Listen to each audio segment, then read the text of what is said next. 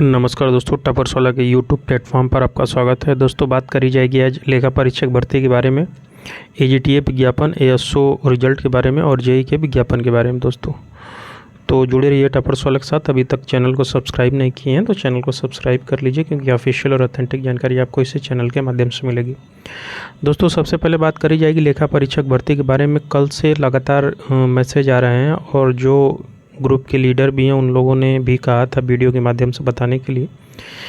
तो इसमें सबसे ज़्यादा बच्चे यही पूछ रहे हैं कि सर जूनियर असिस्टेंट और स्टेनो में सीटों की वृद्धि हो गई, क्या इसमें भी हो सकती है? तो आपको बता दूं, बिल्कुल हो सकती है, लेकिन आपको थोड़ा सा इसमें प्रयास करना होगा।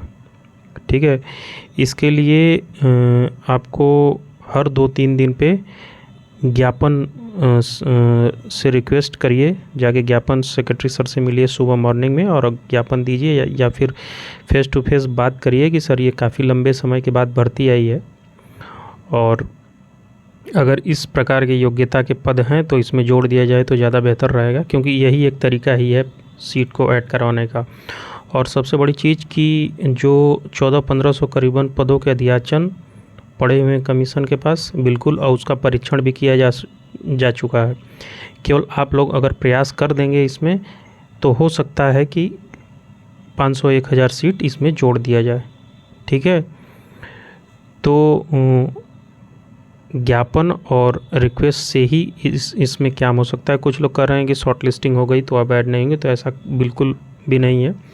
नोटिफिकेशन में साफ साफ लिखा है कि पदों की संख्या में वृद्धि और कमी कभी भी की जा सकती है।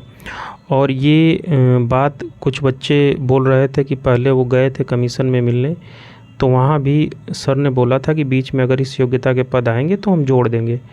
तो अगर आप लोग रिक्वेस्ट करते हैं सर से, सेक्रेटरी सर से, तो ये विज्ञापन आपका 100% जुड़ जाएगा। लेकिन आपको इसमें एक ही बच्चा नहीं, हर अलग चेहरा 2-3 दिन पे एक बार सर से रिक्वेस्ट करें कि इसके पदों, इस योग्यता के पद जो सहायक लेखाकार या आंतरिक लेखा के जो सहायक लेखाकार और ऑडिटर, उसमें भी है 270 करीबन पद, तो पदों को इसमें जोड़ा जाए और ये बात वहाँ पे रखी जाए। और उसके लिए जो भी टीम 2-3 एक अभी सिंह है और एक आशुतोष सिंह के ग्रुप की टीम है, वहाँ पे ज्ञापन भी तैयार है। आप लोग वहाँ से ज्ञापन भी ले सकते हैं अगर जाना चाहते हैं तो। ठीक है, तो जो आप लोगों के प्रश्न है कि जुड़ेगी कि नहीं जुड़ेगी, तो प्रयास से ही जुड़ेगी, अन्यथा मुश्किल है। ठीक है, अगर आप लोग प्रयास करते हैं तो ये 100% सीटें जब भी जुड़ेंगी 500 से ऊपर ऐड होंगी। ठीक है, तो इसके लिए आप लोग अगर खाली हैं तो लखनऊ पहुंचिए, और इसके लिए मात्र एक ही व्यक्ति से मिलना है, वो भी आपके UPSSC के जो सेक्रेटरी सर हैं, वही इसमें कर सकते हैं इसका कल्याण, और कोई नहीं कर सकता। और कहीं विज्ञापन देने से इसमें कुछ नहीं हो सकता, आंतरिक लेखा निदेशालय से भी कुछ नहीं होगा, क्योंकि अध्याचन कमीशन पहुंच चुका है और वो संशोधित अध्याचन है, किसी प्रकार की अब उसमें त्रुटि नहीं है। ठीक है, तो अगर आप अध्याचन विज्ञापन में सीटें बढ़वाना चाहते हैं तो मात्र एक ही विकल्प है, सेक्रेटरी सर से जाके रिक्वेस्ट करिए, उन्हीं के माध्यम से ऐड होनी है। ठीक है, तो ये न्यूज़ है लेखा परीक्षक भर्ती के बारे में। तो इसको आप लोग थोड़ा सा गंभीरता से लीजिए, क्योंकि अगर इसमें सीटें ऐड हो जाएंगी तो समझ लीजिए कि आराम से आपको सिलेक्शन पाना आसान हो जाएगा। ठीक है, तो ये लेखा परीक्षक भर्ती के बारे में थी।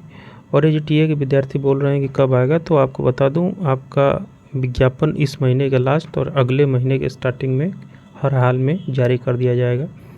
ठीक है, और मानचित्रकार का अध्याचन बिल्कुल तैयार है, उसको कमीशन कभी भी आउट कर सकता है 15 तारीख के बाद, 10 तारीख के बाद, सॉरी।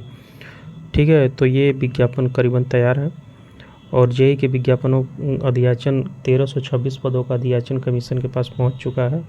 अब उस पर परीक्षण का काम होगा, परीक्षण के बाद हो सकता है ये दिसंबर में आपको विज्ञापन देखने को मिले, या फिर इस महीने के लास्ट में कोई नोटिस जेई विज्ञापन के संबंध में भी आपको देखने को मिल सकती है। ठीक है, और अगली न्यूज़ है दोस्तों एएसओ के बारे में। तो एएसओ के रिज़ल्ट के बारे में आप लोग से थोड़ी सी गंभीर चर्चा करनी है कि एएसओ के रिज़ल्ट देने के मूड में कमीशन अभी नहीं है। तो आप लोगों से गुजारिश है, जो भी लखनऊ के कैंडिडेट हैं या आसपास के ज़िले के, एक ही कैंडिडेट नहीं क्योंकि बहुत सारे हैं, सब लोग अलग अलग जाके सेक्रेटरी सर से रिक्वेस्ट करिए, तभी आपका रिज़ल्ट मिल सकता है। नहीं तो बहुत लंबा ज़्यादा दिख रहा है, जो सूचना इंटरनल मिली है इस आधार पे तो रिज़ल्ट आपका काफ़ी लंबा जाता हुआ दिख रहा है। तो आप लोग से गुजारिश है, अगर एसओ के रिज़ल्ट एसओ 2019 का रिज़ल्ट निकलवाना चाहते हैं तो एकमात्र तरीका है कि जाके रिक्वेस्ट कमीशन के माध्यम से करी जाए, तभी आपका कुछ इसमें कल्याण हो सकता है दोस्तों। ठीक है, तो यही एसओ के संबंध में है। जो भी एसओ के विद्यार्थी जो लगातार मैसेज कर रहे हैं, तो आपसे यही कहूँगा कि आप लोग 10 लोग 12 लोग के भरोसे मत रहिए कि वही लोग मेहनत करके आपका रिज़ल्ट निकालेंगे। आप लोग भी फॉर्म भरे हैं तो आप लोग को भी बराबर मेहनत करनी पड़ेगी, अन्यथा ये रिज़ल्ट आपको बता दूं कि इस साल भी नहीं आएगा। ठीक है, जो आप लोग सोच रहे हैं तो इस साल भी नहीं आएगा। अगर रिज़ल्ट जल्दी चाहते हैं विदिन 1 मंथ तो आप लोग प्रयास करिए, अन्यथा फिर वही होगा हाल। ठीक है, तो यही न्यूज़ थी दोस्तों। और कुछ दोस्तों की क्वेरी थी कि और भी अध्याचन पहुँचे हैं, वो भी आएंगे। तो जो अभी 3 अध्याचन कमीशन के पास हैं और 2-3 अध्याचन पहुँचे हैं, लेकिन उसका परीक्षण नहीं किया गया है, तो इससे हम अंदाज़ा नहीं लगा सकते कि वो अभी कब तक निकाला जाएगा। लेकिन 3 विज्ञापनों पे परीक्षण और काम चल रहा है, तो उसके विज्ञापन ज़्यादा आने के चांसेस हैं। और बाकी क्वेरी आ रही थी कि लोअर के, तो लोअर के पदों के अध्याचन है, लेकिन अभी परीक्षण नहीं किया जा रहा है। लेकिन ऐसा नहीं है कि नहीं आएगा, इसमें भी बच्चे प्रयासरत हैं। आप लोग विज्ञापन के माध्यम से, सेक्रेटरी सर के माध्यम से रिक्वेस्ट करिए, हो सकता है लोअर के पद आपको इस पेड के अंत तक देखने को मिल जाए। ठीक है दोस्तों, तो यही न्यूज़ थी। और जैसे ही कोई ऑफिशियल और ऑथेंटिक जानकारी मिलती है आपको इस चैनल के माध्यम से बता दिएगा। जुड़े रहिए टपर सोलक से।